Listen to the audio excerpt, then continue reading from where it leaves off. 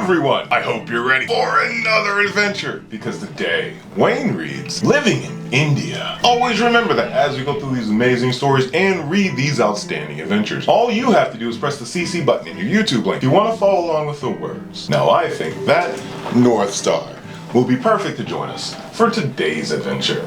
Now the North Star is here. Let's jump in. Living in India. Namaskar. That means hi in Muthadi. My name is Nisha and I live in India. India is a country in Asia where more than 1 billion people live, including me. India is made up of 29 states. People in different states often speak different languages. This is because India is very big. It is the 7th largest country in the world. More than 700 languages are spoken in India. India is split into 4 geographic regions. The north of India is part of the Himalayan mountain range. To the south is the Deccan Plateau, which has many hills and rivers. The region above the plateau is large and flat and is great for growing crops because many rivers run through it. This area has lots of farmers. The last region, to the west, is covered in deserts. India has many big bustling cities. One of the biggest is Mumbai. In Mumbai, you'll find Bollywood, where a lot of movies in India are made. India makes the most movies in the world. Many of them are musicals. The biggest city in India is Delhi. Within Delhi is our capital, New Delhi, which is home to many beautiful temples and museums. You can find the Lotus Temple there. It is one of the most famous temples in India. Bengaluru is known as the Garden City. It is filled with blooming trees, big parks, and lakes. Kolkata has been home to many of India's greatest thinkers, artists, and writers and architects over the years. I live near Mumbai in a city named Pune with my mom, dad, and 2 sisters. I have 1 older sister and 1 younger sister. My dad is an airline pilot. He flies people to places all around the world. My mom works for a real estate company. She helps people buy homes and apartments. Each morning, I wake up and get dressed. There are many different kinds of clothes in India, like the sari and the kurti. I wear saris for fancy events like weddings. A sari is a long cloth you wrap around yourself. At home, I often wear shorts. At school, I wear a uniform. My older sister usually wears a dhoti. A dhoti is a long short that you wear with pants. After I get dressed, I have breakfast with my mom and sisters. I usually eat idli, which are rice cakes. I dip idli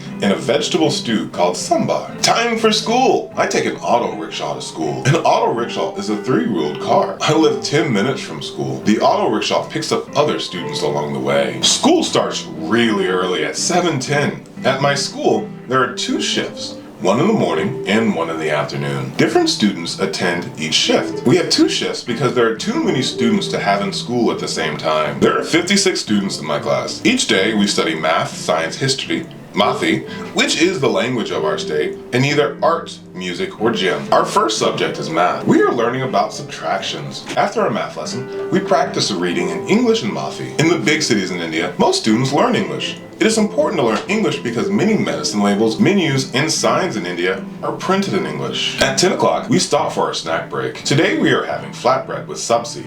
Sabzi is a dish made from cooked vegetables. Once we finish our snack, we start our history lesson. We are learning about when the British ruled India from 1858 to 1947. Britain wanted to control India because our country had valuable spices, rice, cotton, tea, and gems. India's resources made Britain very rich. The British built factories and railroads all over India to make and move more goods. But many Indian people were unhappy. Britain made Indians work for little money and fight in their wars. During food shortages in India, Britain did little to help. As time passed, people wanted the British to leave. A man named Mohandas Gandhi began a movement to end the British rule in 1919. Gandhi told people to stop attending British schools and to stop working for the British. Gandhi was imprisoned a few times, including right here in Pune. But that didn't stop him. He told the people to make their own clothes, their own food, and their other goods. This way, the British couldn't make money from taxes on the goods that Indian people bought. It took many years, but Gandhi's ideas worked. In 1945, the British began talking to Gandhi and other leaders about Indian independence. And in 1947, British at last gave power back to the Indian people. After science and gym class, it's noon and school is over. I take the auto rickshaw home. I play cricket with my sisters and our friends. Cricket is a very popular sport in India. At 6 o'clock, I have my hobby class. Hobby classes are outside of school, and you can learn all kinds of subjects. My big sister learns a traditional Indian dance. My little sister learns piano. I get to learn speed roller skating. When we get home, my sisters and I discuss Diwali. Diwali is an Indian Lantern Festival is celebrated for 5 days in October or November and marks the New Year in India. On the first day, we clean the house. We light clay lamps, which represent our inner light, on the second day. On the third day, we eat yummy food and watch fireworks. We exchange gifts on the fourth day. On the fifth day, we have a big meal with our uncles. After we talk about Diwali, we eat. Tonight, we are having vegetable curry. Curry is a spicy sauce that you eat over rice. After dinner, our dad gets home from his latest trip. He brought my sisters and me souvenirs. My dad brings me back souvenirs from all of his trips. I have things from China, Iceland, and the United States too. One day, I want to visit all of these places just like my dad. Would you like to visit India someday? Oh wow! That was a lot of fun learning about India. What did you think, North Star?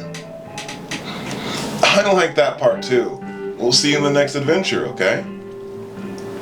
And we'll see you in the next adventure, here with Wayne Reads. Thank you for joining us, and we can't wait to see you again. Bye-bye!